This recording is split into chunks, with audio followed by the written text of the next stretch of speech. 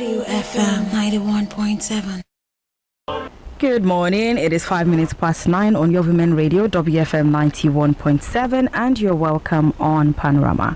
Panorama is where we have the ladies from different geopolitical zones come together to discuss, dissect, and disagree on topical issues. Panorama is broadcast Mondays through Fridays at 5 minutes past 9. My name is Esther Alaribi, and you can also call me the Minister of Happiness, because what I do is I try as much as possible to just project happiness. And I just urge you to keep on looking at the brighter side, because, to be honest, life hard. Now, if you don't want to tight the word to your chest, now you say, doctor, go chop your money too. Doctor, go chop your money too. So just find a way. Just stay happy regardless of whatever it is that's going on around you, and just look on the brighter side of life. As always, I have the Panorama ladies joining me in the conversation this morning. I have Ibinabo Dixon. Good morning, Ibinabo. How are you doing today? Yeah, good morning, Honorable Minister for Happiness. For thanks. Good morning to all our valued listeners, and good morning to my dear Bookie FA. It's great to be here once again. Thank you. Thank you so much for joining us this morning. And yes, we have Bookie FA. Good morning, Bookie Femi Ajala. How are you doing today? I see Bookie is having connection issues. She will reconnect with us in a bit. But yes, we'll be having Bookie FA on the program this morning. So you two on the other side, you can call in live 07000 917 917, or you can send us a text or a WhatsApp message 070 56537 to be a part of the this morning. You can listen live via the website www.wfm917.com. Download the mobile app to listen live, WFM 917, to be a part of the conversation. Hello, Bookie FA. How are you doing today? Yes, Bookie FA is doing fine. Good morning, our Panorama family. Morning, Ibinabo, and morning, Minister of Happiness, Hannah Cabinet. Thank you so much for joining us today. Thank you. All right, so we go into the conversation this morning. And this conversation that we're going to be starting off with, I'm glad that it was a man who actually raised this one. So this guy took to his social media page and made a comment about how he has come to realize that a lot of the issues that women talk about being undermined or people just hating on them for no reasons, that they actually are true issues. So he cited an example that when he first moved back to Nigeria, he called a particular telco company, and it was a female who responded. But he just realized that he just got very upset when he heard that it was the woman. He got very, very upset, and he was talking to her in the most condescending manner, but the line for some reason disconnected. When he called back, this time around, it was a man. Halfway through the conversation, he realized that his tone was a lot calmer, even though he was still talking about the same issue that got him upset at first. He said by the time the call ended, he just could not understand how this has been all of the issues that women get to complain about, how people get to undermine them, and this one got a lot of women also sharing their experiences. I read the account of a particular doctor, a female doctor, who said that a lot of times when patients come to the hospital, they're always shoving her aside and saying, "Oh, I want to see your boss. I want to see the doctor." And she's like, "I am the doctor here. I'm the person you should see." But every single time they said, no, they want to see somebody else. They want to see a senior colleague. And she's like, "I am the senior colleague you should see." Sometimes some of them even ignore her and go talking to a house officer just because he's a man, and the house officer still has to come back to her to sign whatever or do whatever, and she's like, "But I told you it was me you ought to speak to." And this one also goes to how some men as well have issues when they have to report to a female boss or a female manager. You just assume that because you are a man, you cannot take instructions, or you would not listen to that woman, because in your head you are thinking, "I get your time for house." Okay, let me throw in a light joke here. So I recall one time I went somewhere and somebody was trying to get at me with the whole "I get your type for house." And me too, I said to him, "Me say if I get your type for house," and he doesn't go about insulting people this way, he doesn't behave this way. So me say if I get your type for house. And the man calmed down for a minute, because maybe nobody has ever said that to him. I don't know.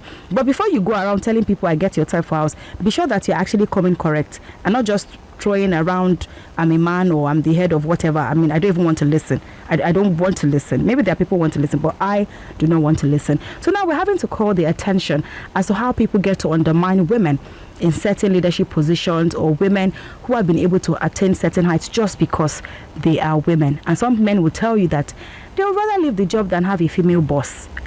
I don't know, whatever makes them sleep well at night, but I don't know, it's not adding up. Ibn Abu, what do you think? Yeah, it's an age-long stereotype, and then gradually it will ease out, but it will take a very long while. Like rightly said, that statement, usually, get me very irritated when a man and a woman, they don't know each other. Maybe something brought them together and they had an issue, and then the next thing you hear the man say, "Come, I have somebody like you I'm feeding in the house." You can imagine. The person you are feeding in the house is not me. Yeah, I'm here. As in, not be me you dey feed though. Oh. It's a very bad mindset, and it is. I mean, you can blame it on the society, blame it on the culture, that people truly have put certain opinions in their heads, concerning the female folks. So everywhere they go to, they see you as, who are you? You are nothing but a female. Even in some of our culture and in the way we address the woman, I don't want to be mentioning any particular culture now because or any particular tribe. I know, right? A particular tribe that would say address the woman as you ordinary person with a urinate from back. From my head. So you see, even though say you know one call you don't still call them. No worry, we know. I know go loud them. We know. So what I would say is, the more you are desperate to get everyone's validation as a woman, the more mistakes you will make. In whatever profession you have found yourself, put in your best professionally and character-wise. And it is left for whoever to accept you or not to accept you. That is their prerogative. That is their headache. Because because of this age-long, very toxic, actions or reaction towards the female folks, when a woman is in a position, especially like a front desk officer, because of how people have always addressed women, rather than being very cheerful and sweet, she unknowingly carries a very firm face, because some people will go to the front desk lady and begin to throw some very, very nasty questions. Hey, I want to see your boss. I want to do this. Are you telling me that? Did they put you in that desk to be? They begin to judge you. Maybe the person they want to see as given an instruction that I don't want to see this particular person, and it goes on and on like that. But for me, I would say that put in your best professionally and character-wise. Don't allow anybody to derail you from the real person that you are when your profession, as far as your profession is concerned. And also, women fight, or should I say struggle for attainment just as the men. This is unfair. Like I've said earlier, I mentioned this some maybe weeks or days or sometime ago, that when you are in the university, you don't have different lecturers for the females and different lecturers for the males. You all come under one lecturer, whether you are male or female. All of you sit in a hall, in your lecture hall, and you receive the lecture from your lecturer. They don't say, okay, this one is going to be teaching the female and this one is going to be teaching the male. So when people want to judge you because you are female, it is unfair. And I like the fact that this guy has come to, full realization or acknowledgement, You see, it is beautiful as a human being when you come to the full realization or the acknowledgement of your dark sides. It is the very beginning of the end of your poor human relation.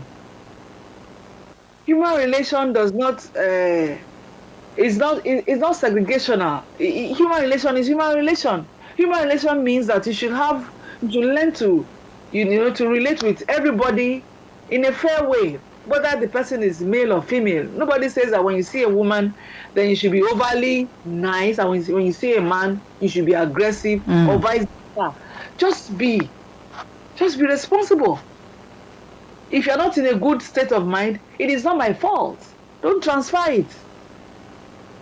And the fact that you go to a place and you were subconsciously expecting a male to be the head, and it turned out to be a female, it doesn't mean you won't get whatever you want to get if it is within the ambit of the law. It doesn't mean you won't get it. You will definitely get it.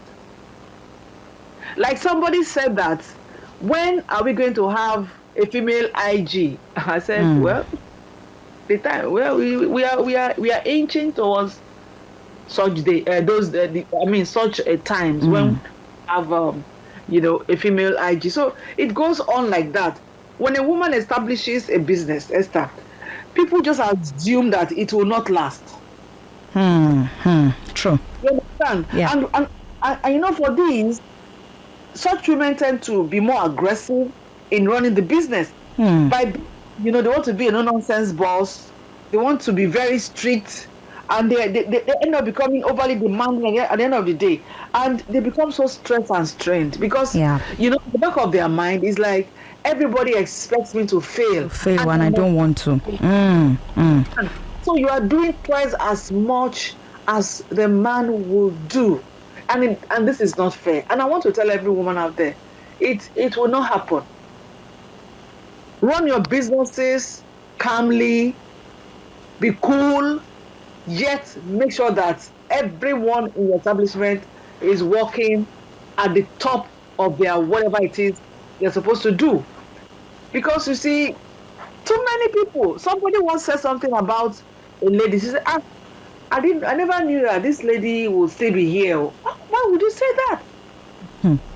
Nobody makes such comments concerning a business that a man is running. But when it is a woman, it's like, except what she's running has to do with before uncle. If it has to do with the female folks, like maybe you are selling weave on, or you are a makeover artist, is because not be a fellow woman you could draw for. But when you're in a business that is majorly for the men, according to people's mindset, so they tell you, she don't go last for where, she don't go fit. These are what society and culture has put in people's heads. But it is gradually it will ease out. Gradually. Don't allow anyone to burn you out. Do your thing. Be calm.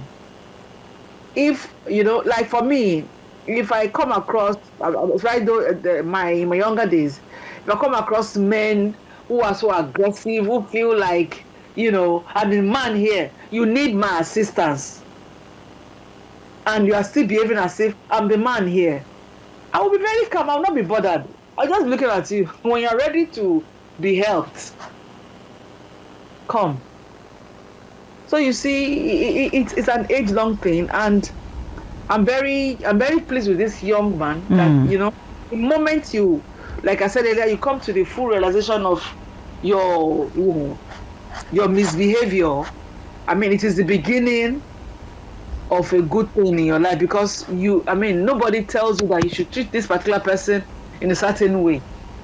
Your own is get good delivery for whatever it is that you want.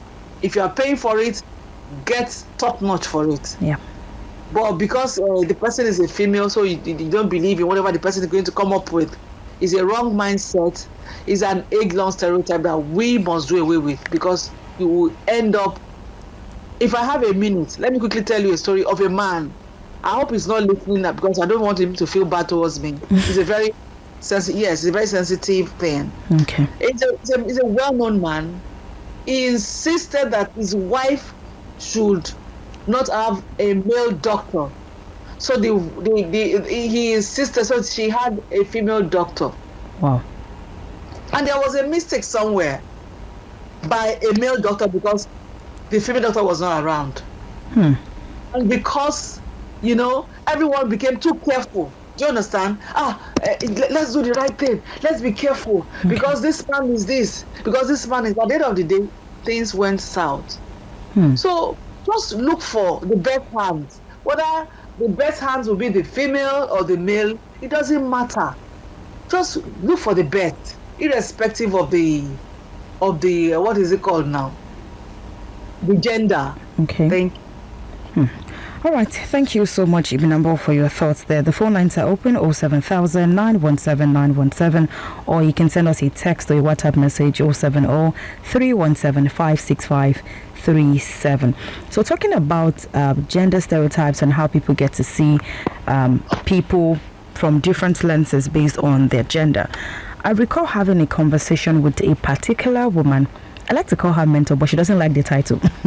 So she was telling me about how when she first started off her career, having to work in a sector that was male dominated, she said she had to do a lot of work to remain visible, for the men to actually see her and see the work that she was able to do. So unknowingly, like what you said, according to her, she became very aggressive. She became aggressive in a way that even if you were just unconsciously just asking a question, she already thinks that you're trying to undermine what she has said. So she comes at you like you don't question my authority and all of that. Now, she is telling me this story because she wanted to point out something to me. So she said at some point that she just realized that she's changed. That she's totally changed. And she had, at the time she wasn't married, so her partner at the time pointed it out to say that this is no longer you. This is like what is going on with you. So it seems as though she was allowing her work personality become the whole of her entire being. So she had to start asking other people, like, how do you people get to manage in such a sector and still stay sane? And then she said she had the men around her, for some reason, were just so hell-bent on bringing her down. She said for somebody who was the boss at the time, they would go for certain meetings, AGM and stuff, and they would expect her, because she was the woman, to come and serve them and make coffee for them. And she said she could not just understand why you think because I am a woman and your boss again, you want me to come and serve you and make coffee for you because I am the only woman at the table. And she just told herself that she was never going to do anything of such. Fast forward the story. Then she said she spoke to somebody else who now actually made her understand that you can be firm without losing your personality. You can actually be firm, put your feet on the ground, and still demand or command the respect that you deserve without actually making it forcey or making it obvious. So she said she had to start retracing her steps.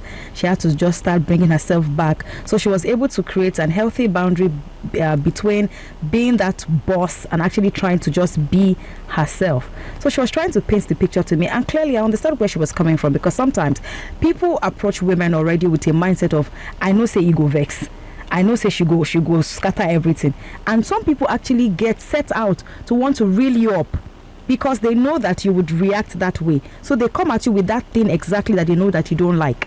But when they come and they see that you still maintain it and you are still there, I mean, you're not even paying attention to the noise, or you probably tell them, I'm unable to talk about this or something. Next time they're coming to you, they actually want to re-strategize and look at something else that they can do. Looking at the comments from other people on cases like this and how they've had to address it, somebody said her mother runs a school and a male staff was going to resign, and the person wrote the letter to the director through the mother. So the person assumed that the father was the owner of the school or was the financial investor in the school, and wrote the letter through the father to the mother. Like, how do you even come up with these things? Mm-hmm. So it is something that is age long, yes, like you've said, and there's need to actually look into it. And I'm glad that a man is having to open his eyes to these issues, and we're hoping that more men really will open up their eyes to this kind of issues and see the things that women have to struggle with every single day. The phone lines are open 07000 917 917, or you can send us a text or a WhatsApp message 070 56537. 25 minutes past 9 on Your Women Radio, WFM 91.7. For some reason, Bookie FA is unable to reconnect this morning. I don't know what is going on with her network. So let's move over to this next one here. Now, 200 to 600 level medical student of the Benue State University staged a protest in front of the state government house. Now, the reason for this protest, they complained about the poor state of their hostels, lack of adequate lecture halls, amongst other things. These students went ahead to protest at the state house, and going by this, the institution responded by suspending all the students involved for 1 month. So what it means is all of the students who were involved in this protest, 200 to 600 level students, they were suspended for a month. And I'm just wondering, how is it that an institution doesn't understand that responding fire for fire is not the way to go? Like, these students have complained about real issues that actually affect them, that could affect their studies. What happened to saying, okay, we will look at these issues, maybe we'll set up a committee or something, and you just think that suspending them will silence their voices, and that is the way to go? And you're supposed to be an institution that is actually shaping them up to go into the society and give back. It just goes to show the kind of people that we have in our society and in high places, Ibinabo. Obviously so, Esther.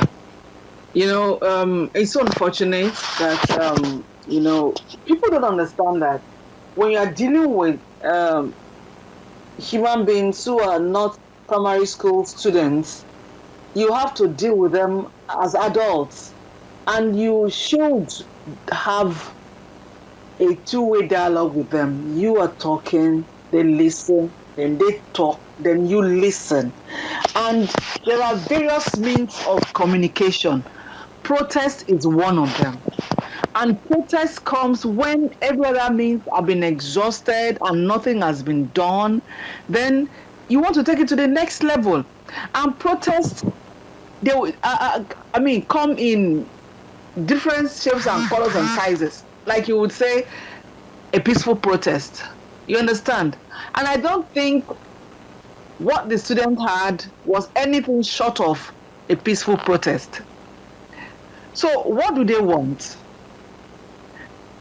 They probably were expecting the students to be very reticent, whatever it is the school is bringing on board. They should just accept without even saying, having, their own say. This is unfair. This goes to say a lot about how the society, has, done a lot to put people or shut them in corners. Now you have students. These are students you are training to come out to become leaders of this very country that we are in. And you're not expecting them to have a mind of their own. You're not expecting them to have a contrary view. Then what are we training them for? Just like in the family, sometimes as parents, you can come up with an idea, and your adult children will come up and say that, but I think this way would have been better, or what do you think? It's a dialogue. It's a dialogue. Protest is another level. And suspending all of the students from 200 level to 600 level is wicked. It's wicked because already, if you look at the past history of Nigeria, we have had series of, industrial action on the part of even academic members of staff. So there is a lot to catch up with. And then here's a university for a whole month not, availing lectures for students. This is not fair. This is not right. This is not right. They are being so high-handed. So because you are the top, or because you are the one calling the shots, so you don't want to listen to anybody. Nobody should have a say. If you bring anything to them, they should just take it. That's not a good training. These are adults. They are not toddlers. Even toddlers these days ask questions. Protest is a means of querying what you are bringing to the table. Protest is a way of telling you that, see, I don't agree with what you are doing. You have to listen to me too. And I want to believe that before they went on that protest, they must have tried other means of communication which never worked. And it is even obvious that this kind of people will never listen to any other means. In the story, it was not mentioned that in the course of the protest, infrastructures were destroyed, or anything, or it became, it escalated. It was just normal peaceful protest, which is a right of the students. They can protest. Who says they cannot protest?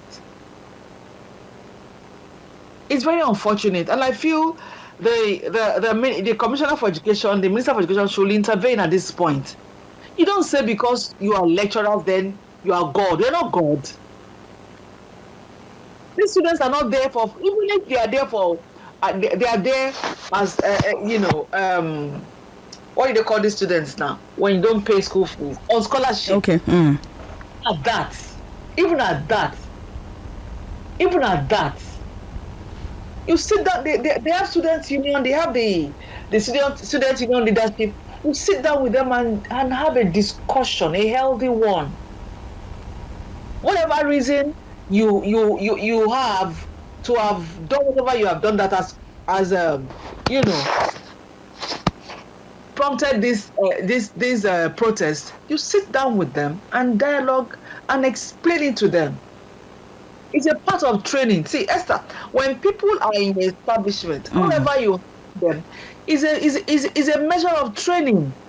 You are teaching them how to behave, what to do, because they will grow up and out of that place. If it is a school, if it is an establishment, whatever it is, a family, these people will grow up and out of that place. And what are they taking with them when they are out of that place? So these ones will graduate from the university and have their own, they work in a place, and then they become so reticent.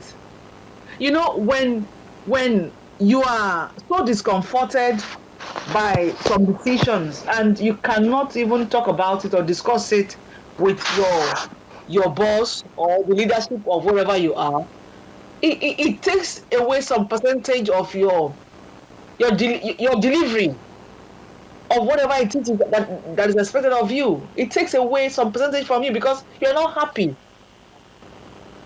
So you're not at the top of whatever it is you are doing. You're not happy. That is why it is always good to have people in the best of their mindset, in the best of state, so that they can give you 100% of their time, of their attention. Now you have students, you just come up with whatever, and then they said, no, this is not fair. Listen to us, and you refuse to listen to them.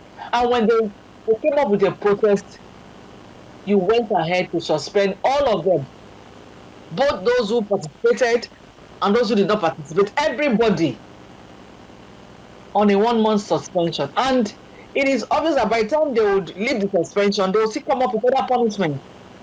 It is not fair. I was even going to mention that now for these students to come back to school when they have to resume in November, each student has to come back with a sworn affidavit from a competent court of law attesting to be of good conduct. Now, these students will also come along with his or a parent or guardian who would also sign an undertaking. Now, to also add to that, the Medical Students Association will also be suspended until further notice. So what this means is, by the time they come back to school, you have to get your parent to come and sign an undertaking. You have to get the affidavit from the court. All of this put together, What it means is next time you go think well before you come and say you won't come protest. That's what it means. You're already silencing the people that you ought to be giving a voice. You're teaching them not to speak even before their voices are developed. They are being gagged. Yes, that's what it means. They are being gagged, and it is not right. I mean, you should be proud of the product of your university. So if all they are going to be turning out from that university are people who are going to be very timid, people who can't even stand up, for themselves, then what are we talking about? Going to a university is not all about academics alone. It is a complete, the university should build a complete, responsible human being who will see what is wrong and stand against it, and who will see what is right and encourage it. But now they are telling you, shut up. If you are not okay with it, leave the school. Now slave trade with day. I mean, now which one? That's why I said, I mean, even the university, they have a guy at the top. They have the minister, they have the commissioner. There is need for the intervention of these offices because this is unfair. Why do we have student union in every university? They're the ones who mediate for the students with the school authority.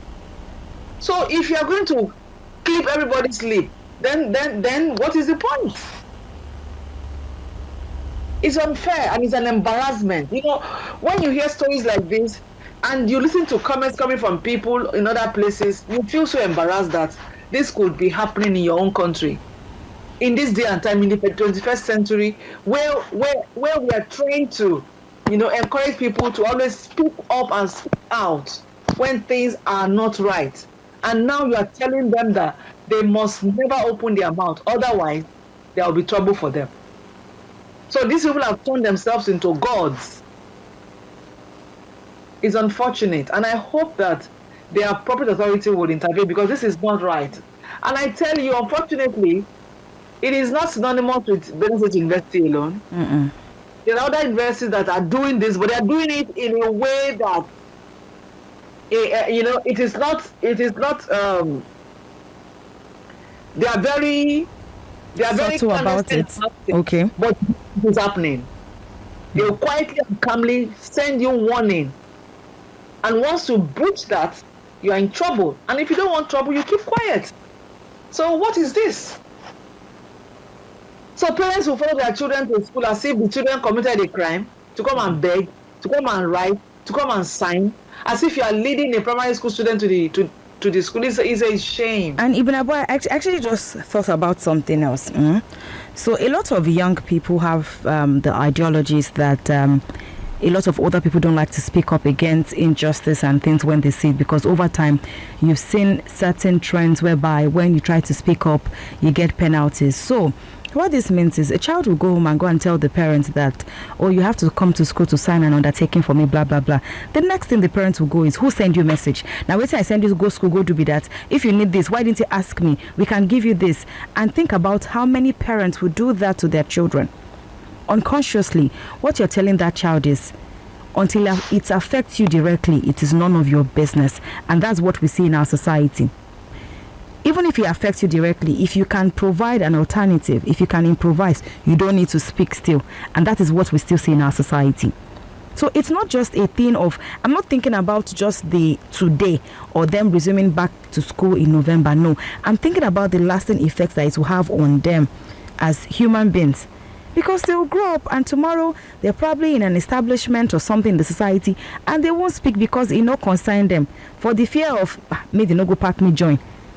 We see that in our society, and we're speaking up against people saying something and not saying something.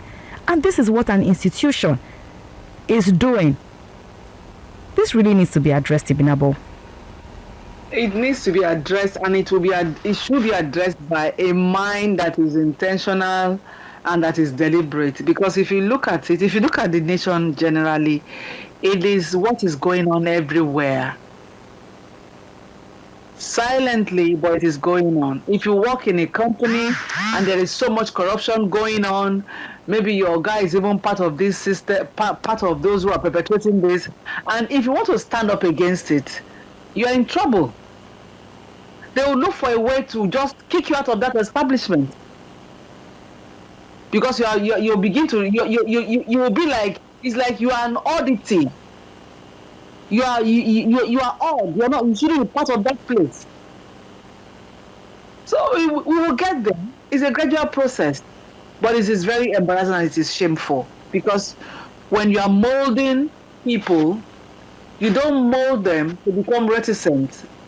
Because when you are trying to make somebody very reticent in a particular angle, you end up building a completely reticent human being who would never speak up concerning anything, and this would affect other sectors. You see someone doing the wrong thing, you tell yourself, if I talk now, wahala, you keep quiet. And this thing continues. At the end of the day, it will affect everybody in that space. If it's a state, if it is a country, if it is a community, everybody will be affected. So yes, it happened in a university and it cuts across. That is why you see that in some universities, when there are protests, some people will just run away. I don't want to be part of it, so that they don't punish me. But these people have come up with a new system. That is, they will just add all of you, whether you were part of the protest or not. Every one of you go home and stay for a month. It is not right. It is not encouraging our future leaders to always speak up against what is not right. You keep mum. Always keep quiet, or look the other way when something bad is going on. If you don't like it, just look the other way, or leave that place, or keep quiet. It's very hard. It is. Thank you so much, Ibinabo, for lending your voice. 18 minutes to 10 on your women radio, WFM 91.7, and this is Panorama. Panorama is where we have the ladies from different geopolitical zones come together to discuss, dissect, and disagree on topical issues. My name is Esther Alaribe, and I've been speaking to Ibinabo Dixon this morning. The phone lines are open 07000 917 917 for you to contribute to the conversation, or you can send us a text or a WhatsApp message on 070 317 565 37. One more story that we get to look at today.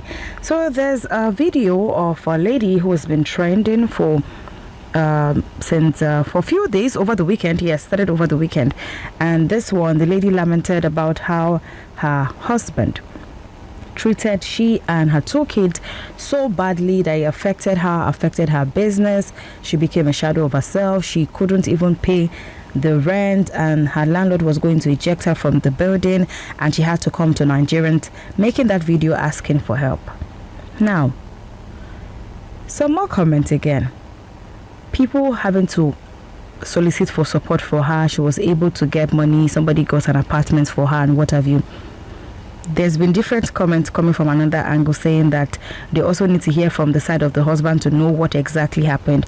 And now the woman is responding to some people to say that there's no big deal. She doesn't want to bash the husband in public. She doesn't want to drag the husband. She just wants peace for herself and her children. Now, some people are now making the conversations about how it can be hard to bring back or bring out women from abusive relationships. How sometimes it is very, very difficult because they have been conditioned. Their minds have been conditioned to not see the person, that's the man or the perpetrator of the act or whatever it is they're going through, as an abuser, but just seeing the person as, oh, this person will change, and they keep on staying back there. I mean, you've seen the video. What did you think? Yeah, I saw it, and I felt very bad, because actually from what she said, she was doing very well, and then she supported the husband, but as usual, it has been an age-long thing. When a woman is more successful than the husband, it's always a problem. Only in few places, maybe in some families where Whether the woman is the one more successful or not, it doesn't matter. Just let there be success in the family. So what I was able to pick from there was she was. I'm not blaming her though, but there are times that when you see those very dangerous flags, don't ignore them. There are times that somehow this other person, whether it's your husband or your wife, is already displaying some character that that at the end of the day it will destroy you, but you tend to look the other way, or you hope the person will change, or you begin to even feel like you are the reason for that person's misbehavior, and you begin to try harder to be a better person. But at the end of the day, you are going to get messed up. You are going to be in a very, very dire strait where she found herself. You see, I would always go back to the family. Let's parent our children properly. Success is not tied to a gender. A female can be successful, a male can be successful. So whoever becomes more successful is not an enemy. In the family, it is still this stereotype that it is a man that should be more successful than the woman. It is still the same problem we are talking about. If you're married and your wife is becoming more successful than you are, it is your success. Because this will hugely depend on your relationship with her, on how you relate with her thereafter. There are some men, if they are the one bringing the money and the woman is the one doing all of the spending, and she has a certain behavior that is not very palatable, they wouldn't complain. They say, well, that's how she is, don't mind her. But the moment she begins to make more money and she still retains that her character, the next thing you will hear is, why won't she be like that? And she's the one making more money now. She will disrespect him.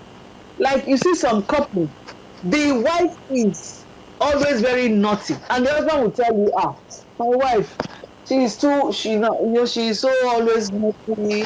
She loves to argue. Sometimes she will not accept that she's done wrong and everything. And he wouldn't find anything so terrible about it. But later in life, if she now gets, richer or becomes more successful than he is, and she still retains that character of hers, it will begin to tell everybody she's misbehaving because she's richer. Why do we always have contrary opinion when a woman becomes more successful than a man? Why? I don't know why. I just can't understand it. You give birth to boys, you give birth to girls. Is there any parent who will say that all their daughters should be less successful than every male in the world? Nobody. Everybody wants their children to be successful, whether male or female. So why do we do this? Why do we do this to our daughters? Why don't men celebrate successful women? There is a difference between a person being successful and a person being badly behaved. They are two different things. The fact that your wife is always very, very disrespectful has nothing to do with her success. Because if you have been patient enough, you will have realized that she has always been like that, even before she started making all of this success or making all this money. So why are you not judging her? Because now she has money, so she doesn't respect you. This is who she has always been. Why are you just noticing it? It stems from the spirit or the mind of jealousy. That is it. And it is a mindset that it is bad for the woman to be more successful than the man. It is wrong. Anybody can become successful, whether you are the wife or the husband. There are some families where the woman can run about 7, 6, 5 businesses successfully. I know what it means when you have, multiple streams of income. You have more money. So what do you do to such a woman? You want to clip up one business so that she doesn't make more money? Then there will be trouble in the family. After the money she's making is for everybody. And if your wife, because of her success, becomes always very, high-handed and does not respect you and everything, ask yourself, who did you marry? Nobody changes overnight. It is because we don't look well before leaping into it.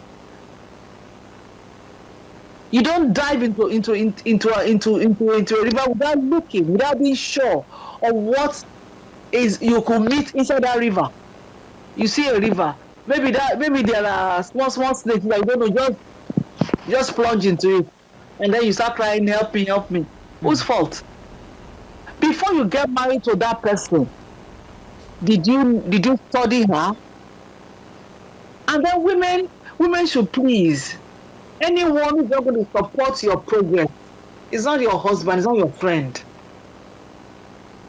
Life is not all about I must marry. Yes, it is proper for you to get married.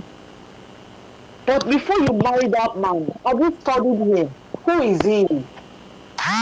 If you are an ambitious woman, will this man support your ambition? Will he have your back when you begin to make all of this progress? Because a lot of times, people don't look at that part of the man. True. They just say he loves me, he's caring, he's this. Will he support you when you begin to make all of this progress? Will he be comfortable with you having more money? Sometimes you don't know because you have not made such a progress before. But you can start off a conversation in that direction. You will get to know his mindset towards such people. You should marry your friend. You should marry somebody who is a supporter, who is your cheerleader, somebody who will encourage you to make progress after your progress does not tie down his own progress. So why should you have issues? This is the problem we have. We don't look. We just plunge in. We just jump in. As ladies, we don't look. We allow all of the euphoria of this guy who is buying me gift. He calls me every second. He has all the best adjectives to describe you. Then you are blown away. But there are serious issues you should pay attention to. Because if you are an ambitious woman and you are married to a man who is just a regular person, who just wants to have his 3 square meal and be okay with it, when you begin to make all of this money, it will not be comfortable. It will feel threatened. Maybe you are the type that you are always, you like to respond to everything, and you have this little touch of aggression in the way you go about your dealing, and now you have money. He will simply forget that this is who you have always been. He will tell himself that you have changed because now you have more money. That is not your friend. All right. Thank you. Thank you so much, Ibinabo. Thank you for being on the program today. Thank you for having me. All right, so have a good day. And yes, Ibinabo said it all. There's almost nothing else to say, because at the end of the day, these things are things that we really need to pay attention to from the very onset before you go into marriage with anybody. Realizing that your partner is also a human being and the person can get jealous at some point, but the reassurance, the connection that you both keep in the relationship or marriage, talking about these issues, would go a long way in how you get to address your differences. My name is Esther Laribi, and this has been Panorama on Women Radio 91.7. 91.7. Up next is Radio Doctor with Rose Yusuf Kesar. So next, to tomorrow morning, when I bring you Panorama, do stay safe and enjoy the rest of your day. To sponsor this program, call the number 0816 480 7613. WFM 91.7.